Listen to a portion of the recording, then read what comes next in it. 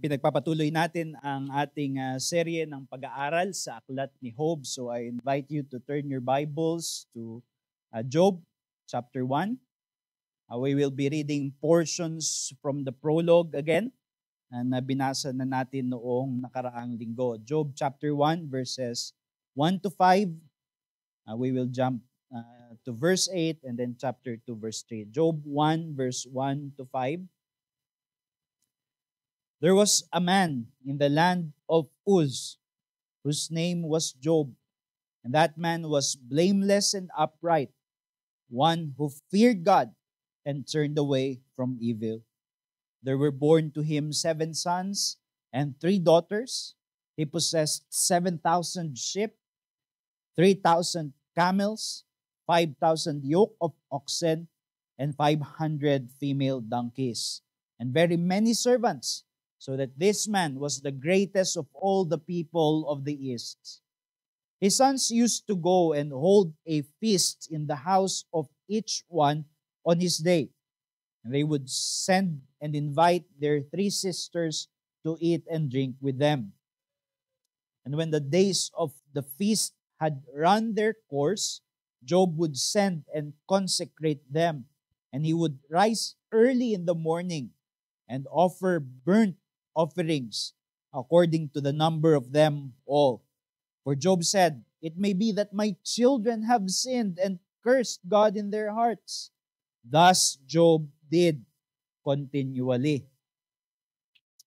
Verse 8, and the Lord said to Satan, so this is now in the courtroom of heaven, and the Lord said to Satan, "Have you considered my servant Job, that there is none like him on the earth, a blameless and upright man who fears God and turns away from evil?" Then chapter 2, verse 3, the second heavenly scene. And the Lord said to Satan, "Have you considered my servant Job, that there is none like him on the earth, a blameless and upright man who fears God and turns away from evil?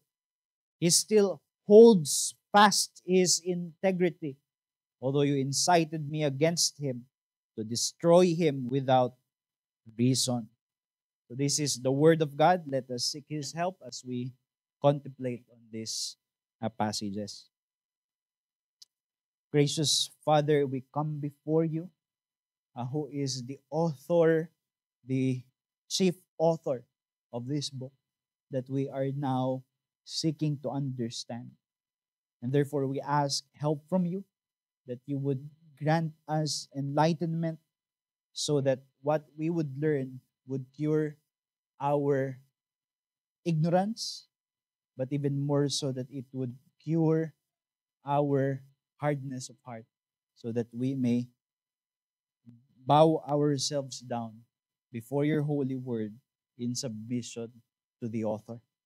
We come and ask this in Jesus' name. Amen. So we will take another look at the prologue. Bagamat ito ay tinignan natin noong nakaraang linggo, I believe na itong bahagi na ito ng aklat, yung simulang bahagi na ito kung saan sinasalaysay sa atin yung mga nangyari sa buhay ni Job, it provides for us crucial information para maintindihan natin yung mga exchanges ng speech na mangyayari na magiging pinakalaman o puso ng aklat na ito. The book's body is composed of those exchanges of speech between Job and his friends, and then later Elihu, and then God himself intervening in order to address Job. So ang aklat na ito ay hindi talaga primarily in terms of genre narrative. It is a series of poetic exchanges that seeks to make sense of an event of suffering, and specifically the suffering of Job, even though he was a righteous man. In the last sermon, natutunan natin sa prologue na ito, sa simulang bahagi na ito, na yung parang walang kabuluhan na pagdurusa ni Job actually had a higher although hidden, heavenly purpose. Merong nakatago, pero mataas at makalangit na layunin. Bagamat hindi ito nakikita ni Job, nevertheless, it was true. Ang layunin is that by the endurance of Job, sa pamamagitan ng kanyang katatagan sa kanyang pananampalataya, God in heaven is seeking to vindicate Himself. And He is seeking to vindicate the faith of His people against the lie of Satan, that cynical lie that says faith, the sincere kind, cannot really endure in a world of pain. Hindi mananagumpay yung tunay at sinserong pananampalataya sa mundo na merong kawalan, merong kasakitan, at merong kalungkutan. Yun ang kasinungalingan ni Satan. Sinasabi niya na ang mga taong sumasampalataya sa Diyos at nananatili na matapat sa Diyos, kaya lang nila yan ginagawa because they are privileged by God. They could even say that they are spoiled by God. But as soon as God withdraws from them those gifts, wala na. Iiwan na nila ang Panginoon. And therefore, ang sinasabi ni Satan, hindi sincero ang mga mananampalataya at ang Diyos ay hindi karapat-dapat sambahin bilang pinakamataas na kabutihan ng tao. That He is not our highest good. He is only as good as what He gives. And therefore, when He takes away, wala na.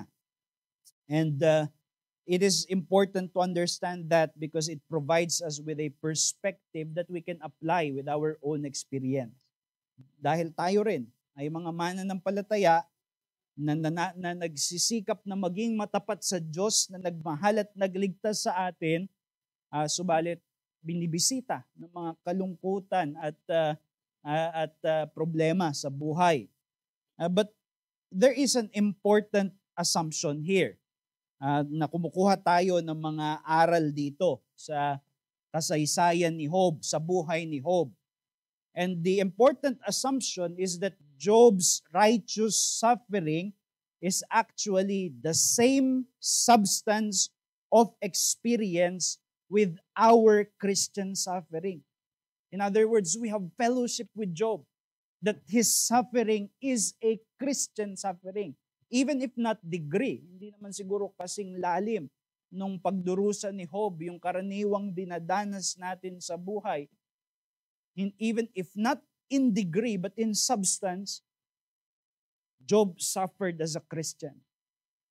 Although Christ a saint in the Old Testament, looking forward to a Savior, whereas we look back on a Savior.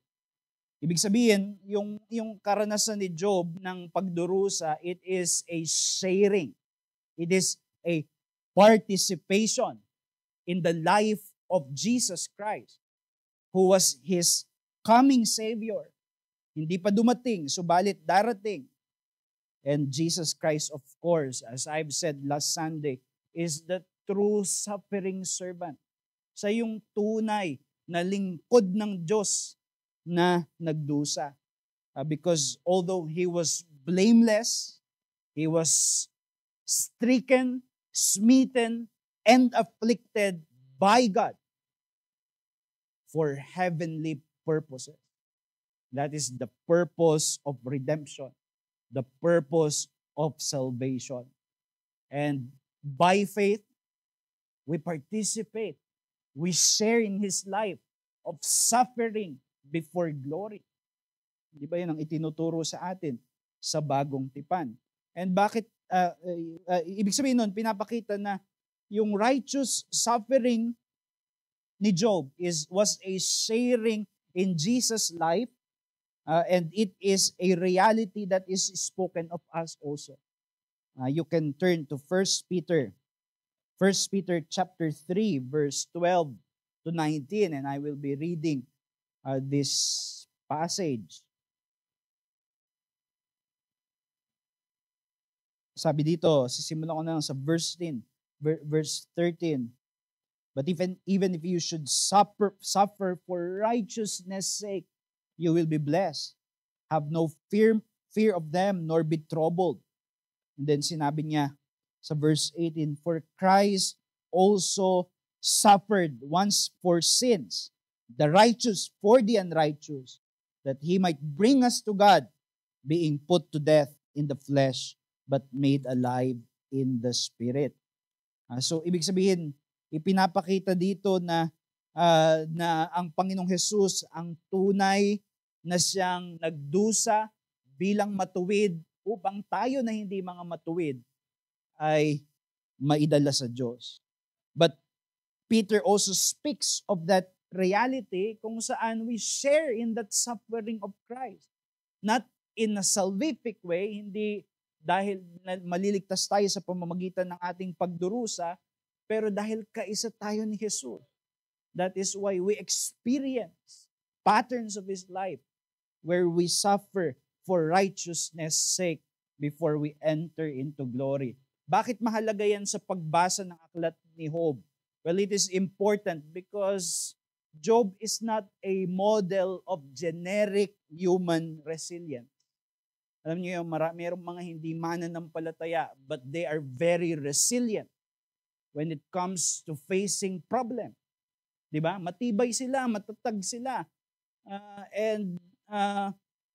Pwede mong basahin sa biographies na mai-inspire ka dahil sa tatag ng kanilang pagiging tao, sa kabila ng kanilang mga pagdurusa, ay nanatili sila na nakatayo at hindi sumuko sa buhay. Hindi sila mga mananampalataya. Then, it is hard to take comfort from that as a Christian. Kailangan makita natin na yung pananagumpay ni Job dito, it was the triumph of faith in suffering. It is the triumph of faith, of trusting God in suffering. That is why James, in James chapter 5 verse 11, speaking to Christians who were suffering because of persecution, because of being socially outcast, dahil sila ay yumayakap sa pananampalataya, sa James chapter 5 verse 11, sinabi ni James sa mga mananampalatayang ito na alalahanin nila yung steadfastness ni Job.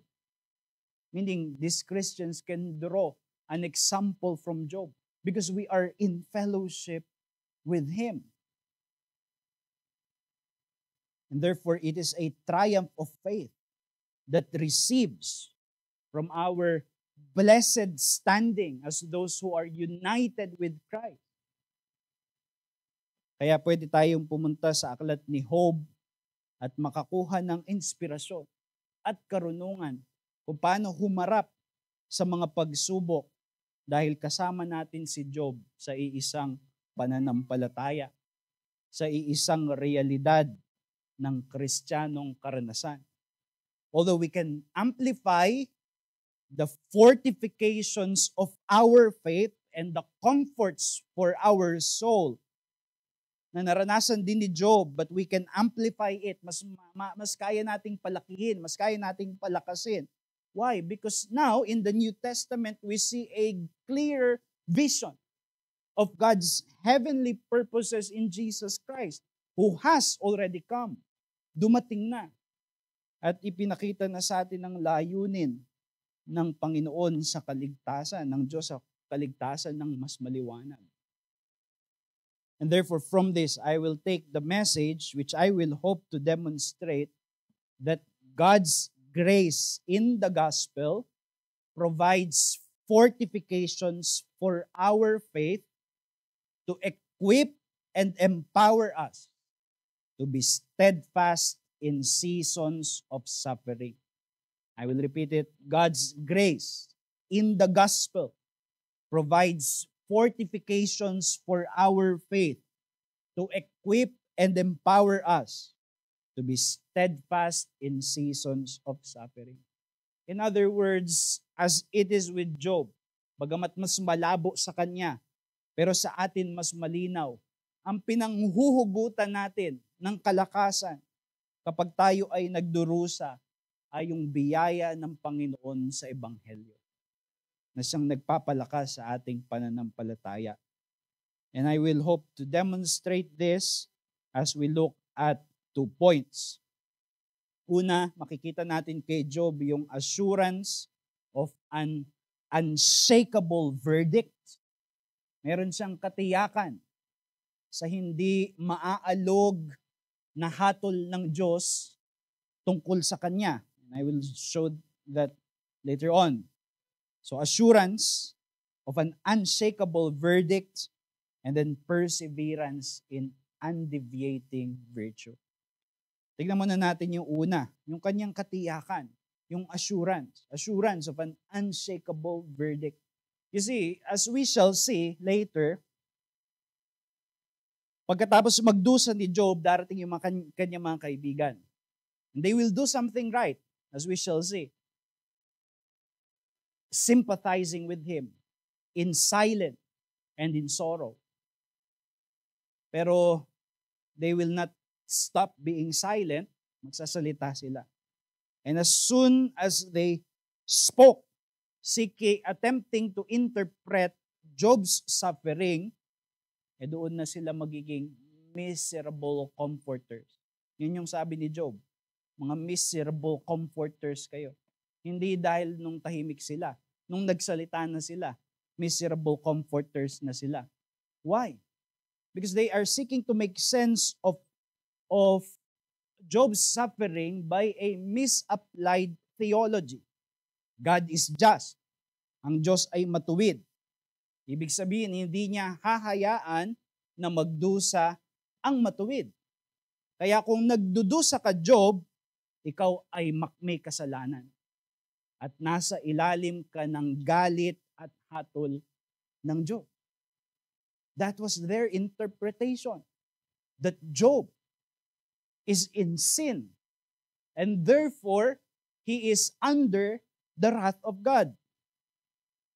At makikita natin sa mga speeches ni Job, sometimes in an uncomfortable way, he will maintain that he is in the right with God. Hindi niya matanggap yung sinasabi ng kanyang mga kaibigan na siya ay wala sa tamang relasyon sa Diyos.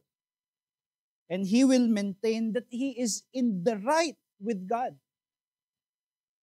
against the accusations of his friend. Now, kagaya ng sinabi ko, yung prologue, yung heavenly scenes sa prologue, hindi kita ni Job yun. It is hidden from him. But it is revealed to us.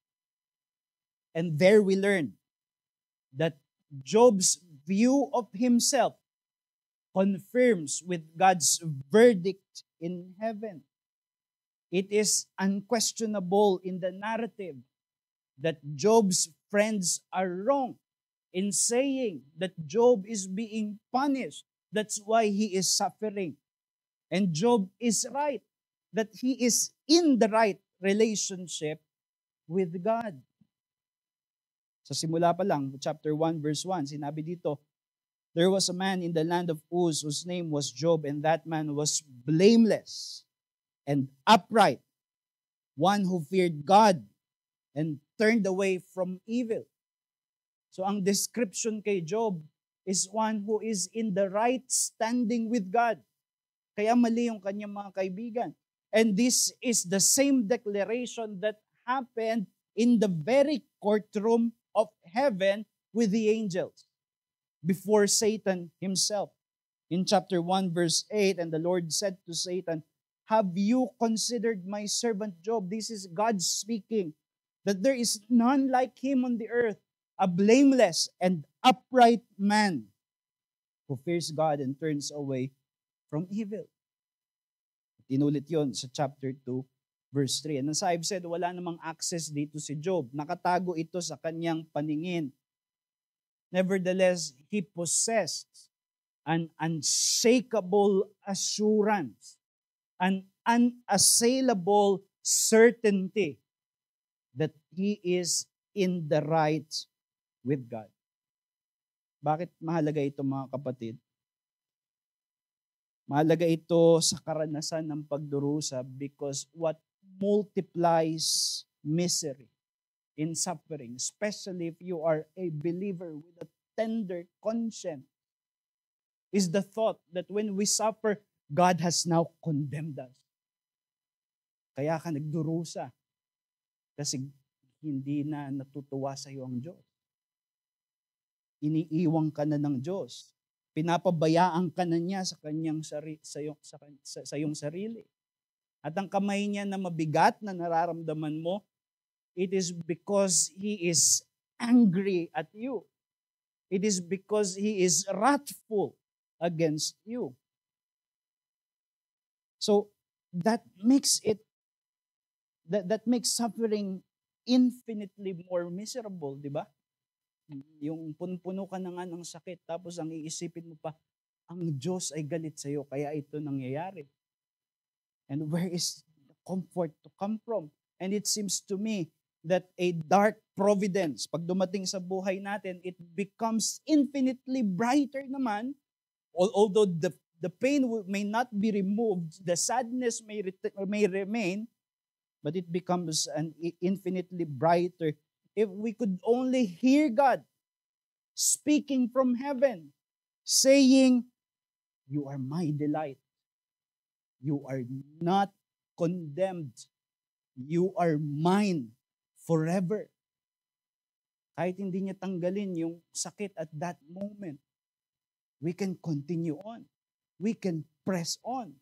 Kahit hindi niya tanggalin yung kalungkutan, pwede tayong makapagpatuloy because we know that what's happening to us is not an indication that God has already abandoned us. Diba?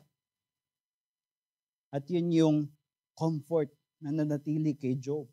Even though it is assaulted, that comfort is assaulted by his very friends.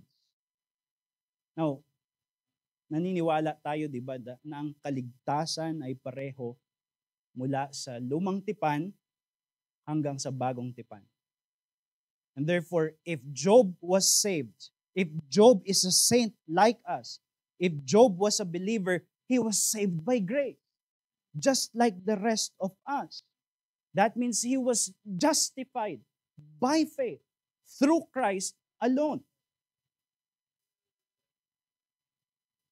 Kaya yung mga nasa lumang tipan, pag binasa mo yung Job, hindi niya ito ma-hair split na nasa tamang relasyon sa Diyos, but I believe na hindi niya iniisip na sinless siya, pero alam niya na hindi siya condemned ng Panginoon at may ebidensya doon sa buhay niya na nakakapagpatuloy siya sa pananampalataya at katapatan. Well, kung pupunta ka nang mag-time travel ka kay Job, turuan natin siya ng theology. Ang tawag dyan ay justification and sanctification. But nevertheless, it is the same comfort. Even if he did not have the same clarity, he had the same experience of assurance that he is in the right with God. But we do. We have the clarity because now the Word of God clearly tells us that if we are a true believer, there is that heavenly declaration stated in Romans 8 verse 1. There is now, therefore, no condemnation for those who are in Christ Jesus. Wala nang kahatulan, wala nang kaparusahan ang sino mang kaisa ni Jesucristo. And what comfort does it bring when we are suffering? And therefore, this teaches us that God's unassailable verdict in our justification in Christ through faith is actually a steadfast anchor to keep our soul when dark providence visits our lives. Kapag kami mga malulungkot na pangyayari sa ating buhay, masasakit, mabibigat, makakaasa tayo na kung tayo ay nananatili sa biyaya ng Panginoong Hesus sa pamamagitan ng pananampalataya, hindi nagbabago ang idinideklara ng Diyos. That there is no condemnation. That as far as the courtroom of heaven is concerned, we are upright, blameless, righteous. And as I've said, mahalaga yan kasi when we suffer, realize that when we are suffering, pain, dark providence, losses, sickness, kahit ano pa idagdag ninyo, darating yung mga accusing voices, it will come flooding our souls, di ba? Darating yan. Unang-una si Satanas, he will use it in order to whisper in your ears and say, yan ay indikasyon na wala ng pag-ibig sa iyo ang Panginoon. Kaya bakit ka pa mananatiling matapat? Iwan mo na yung Diyos na yan. If we have enemies, they will look at us and say, kaya yan nagdurusa kasi ganito yan. Or sometimes, as with Job, even our friends would become miserable comforters and confront us in periods of suffering at sabihin na ikaw kasi. And even worse, our consciences will assault us and say, you are not right with God.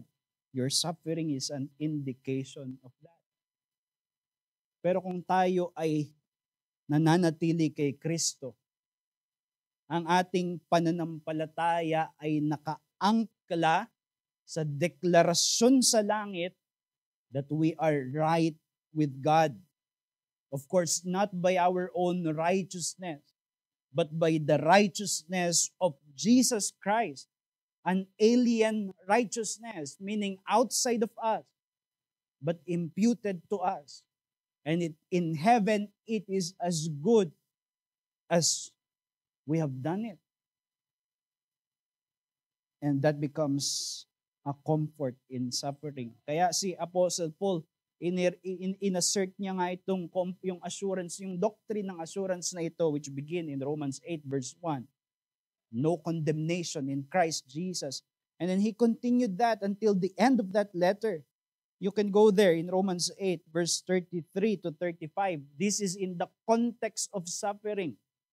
Sabi ni Paul, who shall bring any charge against God's elect? It is God who justifies. Who is to condemn? Christ Jesus is the one who died. More than that, who was raised, who is at the right hand of God, who indeed is interceding for us. Who shall separate us from the love of Christ? Shall tribulation or distress or persecution or famine or nakedness or danger or sword? Kita ninyo dito sa Romans 8, pinapakita na sa heaven, hindi ito nakita ni Job, hindi ito naintindihan ni Job, but nevertheless, the reality was applied to him. Sa heaven, there is an advocate. So that when someone would submit an accusation against God's elect, Jesus answers. Jesus pleads the merit of His blood. Jesus pleads the merit of His own righteousness. And therefore, we are declared in heaven as righteous, as accepted by God. Even if on earth, there, ang nakikita sa ating buhay ay tribulation, distress, persecution, famine, nakedness, danger, or sword. In other words, yung multiple sufferings na pwedeng maranasan, that is not an indication that we do not have an advocate in heaven, because those things does not separate us from the love of Christ. Kaya, wonderful comfort ito mga kapatid. Sa panahon ng pagdurusa, we can resist by faith the accusation that this is because we are no longer right with God. Now, may totoo, di ba, bilang mga Kristiyano na minsan yung pagdurusa natin is a direct or perhaps indirect consequence of our sin. But even then, our suffering that is a consequence of our sin is an indication, a testimony that God applies to us His fatherly discipline. Sabi sa Hebrews 12 verse 7 to 11, di ba? Sabi doon, hindi dinidisiplina ng Diyos yung hindi kanya. Pero kung ikaw ay legitimate child and you have sinned and God saw fit to bring about dark providence in your life in order to renew you in repentance, well, even that, you can draw comfort from the reality that you are a child of God because of Christ. Kaya kung totoong sumasampalataya tayo kay Jesus sa panahon ng pagdurusa, pwede natin itong panghawakan. Kahit nalilito tayo kung resulta ba ito ng kasalanan natin, directly or indirectly, or this is just a dark providence that God sovereignly permitted to enter into our lives, we can still hold fast our faith, knowing our blessed state in the gospel. As good as we heard it from heaven. Because God says it in His word. If anyone is in Christ, no condemnation. If you are in Christ, if you believe in Christ, you are united by faith with Him, there is no more condemnation. Kaya kung hindi ka pa mananampalataya, you are removed from this comfort. Nakahiwalay ka sa kaaliwan na ito. Bakit? Kasi may kahatulan pa rin. Actually, baliktad nga. Pwedeng maganda yung buhay mo, pero kung hindi ka nakakabit kay Jesus, then the declaration of heaven is that you are condemned. Hinatulan ka na. At mararanasan mo yung hatol at puot ng Diyos na darating kapag ka nagsanib na ang langit at ang lupa. Therefore, now is the time for you to repent. In period of suffering or in period of prosperity, kung wala ka kay Jesus, kailangan mo magsisi at sumampalataya, manalig, magtiwala kay Jesus lang para mapanghawakan mo rin itong bagay na ito na wala ng kahatulan, which is the only anchor that keeps the soul. So yun yung hamon sa atin dito, mga kapatid, na matuto tayo araw-araw na manangan sa biyaya ng Diyos na nag-aaring ganap. We must learn to rest daily in the justifying grace of God in Jesus Christ. We must regularly delight in this blessed reality. Hindi natin kakalimutan. Palagi nating alalahanin araw-araw, dahil araw-araw tayo nagkakasala. Kailangan bumalik tayo parati doon sa katotohanan na ang deklarasyon sa atin ng Diyos ay pinatawad na at matuwid na. We cannot mark this off as basic. Ayan yung kailangan ko na matutunan at maipahayag sa testimony para tanggapin ako ng church. No, this is the grace that you should continue to hold on to reflect upon regularly if you desire to see yourself persevering even through suffering. At sa panahon ng pagdurusa, drown those accusing voices by God's sweet declarations in heaven of our unassailable righteousness in Jesus Christ. And this is not theory, brethren. Nung nakaraan, pinag-usapan natin, nabanggit natin si Horatius Spafford. who lost much of his wealth because of the Chicago fire. And then he lost 4 of his children, all of his daughters, in just one event kung saan lumubog sila sa barko. Hindi ba sinabi ko na, at alam niyo naman yun, na doon sa spot around the area kung saan lumubog yung barko at namatay yung kanyang 4 na anak, sumulat siya ng awit, "It is well with my soul." And isa sa verse doon, in fact, dalawa sa verse doon, it celebrates this truth. Sabi doon, di ba, though Satan should buffet, though trials should come, let this blessed assurance control that Christ has regarded my helpless estate and has shed His own blood for my soul. Sa panahon ng pagdurusa, dito siya kumapit sa katotohanan na hindi siya pinaparusahan ng Diyos. Hindi ito nangyari because he is condemned by God, because Christ has already regarded his helpless estate. He has shed his own blood for his soul, and therefore he could sing, "My sin, oh the bliss of this glorious thought, my sin, not in part but the whole, is nailed to the cross, and I bear it no more. It is well. It is well with my soul." So how could it be well with our soul? We rest on this reality that Christ has regarded our helpless estate. And the heavenly declaration is we are forgiven and accepted. So yun yung una. An assurance of an unshakable verdict. Pero yung pangalawa is perseverance in undeviating virtue. Kasi dito sa Job, makikita natin na ipinipinta dito yung larawan ng buhay ni Job as one of a consistent godliness.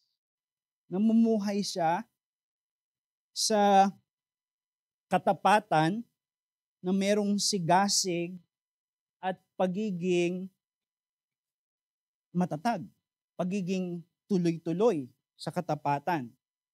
Again, this is not sinlessness, and this is not because this was not the reason for his salvation, but this was the product of grace in his life.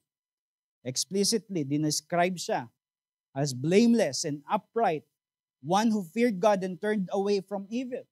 And as I've said, hindi natin karaniwan nakikita sa lumang tipan yung malinaw na paghihiwalay sa justification sa sanctification. Although with the lenses of the New Testament, pwede na nating mas nagiging malinaw na ito sa atin. Pero Job was really, in some sense, in a relative sense, blameless and upright. Ibig sabihin, yung kanyang pamumuhay, walang nagpapatuloy na moral compromise. That there is purity in his life. And then it is described concretely in verse 4. Sabi doon, di ba, tuwing nagbe-birthday yung kanyang mga anak, nagpa-party sila, at si Job kinabukasan, gigising siya ng maagang-maaga para makapag-alay in order to make sure that he is interceding for his children. And sabi doon, Job did this continually. Meron siyang regular practice of piety. And as he does for his children, I believe he does so for himself. He regularly renews his communion with God.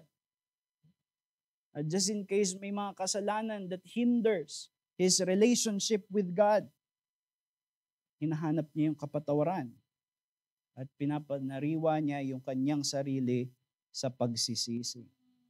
This was his regular practice of piety. Ngayon, tanong ulit, bakit ito mahalaga sa konteksto ng pagdurusa? Well, it shows us that Job's steadfast godliness in suffering is a byproduct of his constant practice of piety empowered by the grace of God in times of ease. Ibig sabihin sa panahon na walang pagsubok, si Job ay nagpapatuloy sa katapatan, nagpapatuloy sa pagsamba, nagpapatuloy sa tamang pakikipagniig sa Diyos. And that fortified him, that strengthened him in order to withstand times of trials and temptation. And that teaches us that persevering in the life of faith and godliness during favorable seasons fortifies us to be steadfast in faith during dark providence. Hindi nakita ni Job na yung kanyang pagdurusa ay disturbance sa kanyang pursuit ng buhay makadiyos. And minsan ganun nangyayari sa atin, di ba? Nagsumasamba tayo, pero pag may pagsubok sa buhay, we take a break. Sabihin natin, matapat naman ako sa Diyos, pero marami akong pinagdadaanan ngayon. Kaya break muna. Interruption. For Job, it was not an interruption, just a new context to exhibit his life of faith and worship. Kaya makikita mo, di ba? Sabi niya sa chapter 1, verse 21, nung kinuha na ng Diyos yung lahat sa kanya, sabi dun sa verse 21, naked I came from my mother's womb, and naked shall I return. The Lord gave, and the Lord has taken away. Blessed be the name of the Lord. You know how to understand that passage? He was blessing the Lord when he was giving. That's why he can bless the Lord when he took away. And minsan, when we are filled with ease and prosperity, we forget to bless the Lord. So that when he takes away, we could not even more bless the Lord. We have not learned what it is to live as the Apostle Paul, who said, I've learned to be content in much and in poverty. Job knew how to worship in prosperity. And so Job knew how to worship in poverty and in pain. He was formed by grace in times of ease. That's why he endured times of pain. Alam niyo, siguro narinig niyo na yung quote no na hard times create good men. Good men create good times. Good times create weak men, and weak men create bad times. Hindi ito kay Job. Good times have not made him weak because he continued on steadfastly in his practice of piety. That's why when bad times came, he was able to withstand. He was able to persevere. And that grants us a vision, mga kapatid, sa panahon na mabuti mga nangyayari sa buhay natin, hindi tayo sinusubok masyado ng Panginoon because there is pleasant circumstances and everything is bright. What do we do during those times? We fortify ourselves. We strive for durable godliness by a constancy of life in the grace of God. Kailangan magsikap tayo, mga kapatid, kailangan natin magsikap sa biyaya ng Panginoon doon sa pagiging makadiyos. Godliness, that is a force to be reckoned with. You know, yung hindi madaling baliin. And although Satan could try, he could not break us. He could not easily shake us from worshiping and trusting and submitting to God. And the problem is often we don't do that. How can you worship in pain when you would not worship during the rain? How can you worship and trust God in cancer if you are easily moved by slander? And you can multiply it. Faith can take a winter, a long winter, if it is taking supply in the summer of God's grace. Kaya kapag mabuti ang mga nangyayari sa buhay natin, huwag tayong magpabaya. Magsikap tayo sa katatagan, sa pagpapatatag ng ating pananampalataya, sa pagpatatag ng ating resolve to obey God, to worship God, to love God amidst all things. And therefore, if or when God sends out those trials, we can withstand. Why? Because we have been fortified by the grace of God. Kagaya ni Polycarp, di ba? Nandun siya bago siya mamatay. He was able to face with the courage of faith martyrdom. Why? Kasi sabi niya, 86 years I have served the Lord and He has not done me any harm. Ibig sabihin, he was steadfast in serving the Lord. And the Lord was proving good to him. So that at that time, when the final trial of his life came, he stood faithful. And that is also the call for us, dear brethren. Ang ebanghelyo ay mabuting balita. Hindi lang sa mga hindi pa mananampalataya, but especially for believers in suffering. Because it shows us na yung endurance, Christian endurance, this is not by a natural resilient constitution. Hindi dahil pinanganak naman ako malakas o kaya dahil sa upbringing ko malakas ako. Hindi. Kung nakita mo yung sarili mo mahinang nilalang ka, makakaasa ka pa rin that you can endure. Because your faith is drawing from a mighty Savior. It is receiving fortifications in the suffering servant. Not Job, but Jesus, who is now exalted in heaven.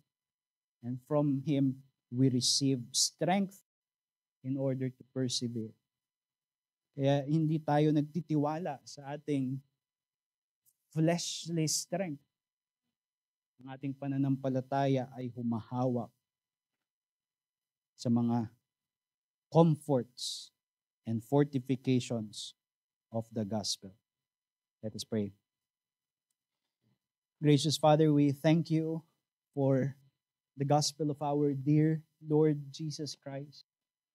That has not only saved us from the penalty and dominion of sin, but also enable us to triumph, the triumph of faith in our life as believers, even in times of hardships. And may you prove this true of us. May you help us to apply this wisdom that we have found in the life of Job, especially now that we can amplify it in the light of the New Testament. And we pray that you would be gracious to us in ease and even in suffering. And for those who are not yet in Christ, may you grant light in order for them to see salvation and comfort in Christ and in Christ alone. I pray this in Jesus' name. Amen.